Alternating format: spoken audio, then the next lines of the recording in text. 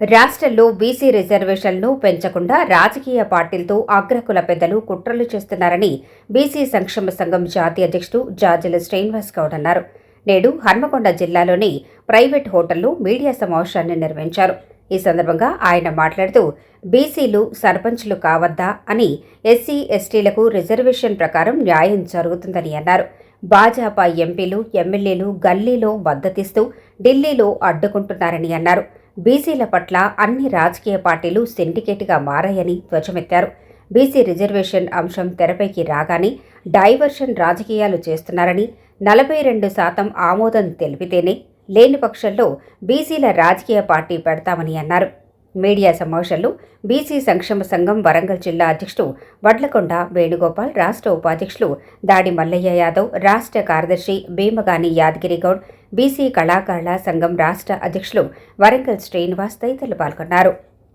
నిన్న బీహార్ రాష్ట్రం సందర్భంగా గౌరవ ప్రధానమంత్రి నరేంద్ర మోదీ గారు బీహార్ రాష్ట్రంలో మహిళలను ఉద్దేశించి వారు ఒక ఉపన్యాసం ఇవ్వడం జరిగింది. వారు ఏమంటారు? నరేంద్ర మోదీ గారు నా తల్లిని కించపరిచారు, నా తల్లిని అవమానించారు, బీసీ బిడ్డలు పరిపాలించడం ఈ కాంగ్రెస్ వాళ్ళకి ఇష్టం లేదు, ఒక బీసీ బిడ్డ ఈ ప్రధానమంత్రిగా కావడం వీళ్ళకు కాంగ్రెస్ వాళ్ళకి ఇష్టం లేదు అంటున్నాడు. నేను అంటున్నా, ప్రధానమంత్రి తల్లి గారిని ఒకవేళ ఎవరు అవమానించినా దాన్ని మేము పూర్తిగా ఖండిస్తున్నాం, ఆ సంస్కృతిని వ్యతిరేకిస్తున్నాం. కానీ నరేంద్ర మోదీ గారు మీకు బీసీ అనే మీరు బీసీ అనేది మీకు ఇప్పుడు గుర్తొస్తుందని నేను అడుగుతున్నా. నరేంద్ర మోదీ గారికి బీసీ అనే కార్డు ఎప్పుడు ఉపయోగపడుతుంది అంటే, కరెక్టు పార్లమెంట్లో చర్చ జరిగి ప్రతిపక్షాలు విమర్శించినప్పుడు, లేకపోతే వారు చేసిన తప్పులను ఎత్తి చూపినప్పుడు, లేదా వివిధ రాష్ట్రాల్లో అసెంబ్లీ ఎన్నికలు జరిగినప్పుడు, పార్లమెంట్ ఎన్నికలు జరిగినప్పుడు నేను బీసీ అనే పదం ఆయన గుర్తొస్తుంది. మిగతా సమయంలో ఆయన గుర్తు రాదు. నిజంగా మీరు బీసీ అయితే బీసీ రిజర్వేషన్ల బిల్లుకి ఎందుకు ఆమోద ముద్ర వేయండి?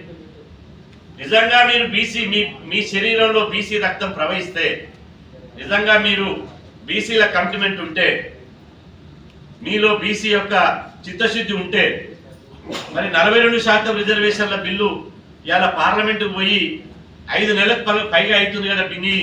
నీ బీసీ బిడ్డలు, బీసీలు మీ వారసులు, మరి మీ సర్పంచులు, ఎంపీటీసీలు, జెడ్పీటీసీలు, కనీసం స్థానిక సంస్థల్లో కూడా ప్రజాప్రతినిధులు కావద్దా? నరేంద్ర మోదీ గారు ఇదెక్కడి న్యాయం? మీ ప్రధానమంత్రి పదవిని కాపాడుకోవడానికి మాత్రం బీసీ కార్డు ఉపయోగపడాలి, కానీ కోట్లాది మంది బీసీలకు ప్రయోజనాల కోసం మాత్రం బీసీ కార్డు ఉపయోగపడద్దు.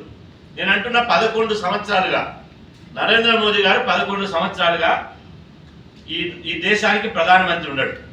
ఇందిరాగాంధీ రికార్డును బద్దలు కొట్టిండు. సంతోషం, ఒక బీసీ బిడ్డ ఇందిరాగాంధీ రికార్డు బద్దలు కొట్టడానికి. రేపు మాపు నెహ్రూ రికార్డును కూడా బద్దలు కొట్టాడు, అందులో సందేహం ఏం లేదు. కానీ ఇంటి దీపం అని ముద్దాడితే మూతి గాలినట్టు 11 సంవత్సరాలుగా బీసీలకు, దేశంలోని 70 కోట్ల మంది బీసీలకు ఒక ప్రత్యేక మంత్రిత్వ శాఖ పెట్టిరా? లేదే.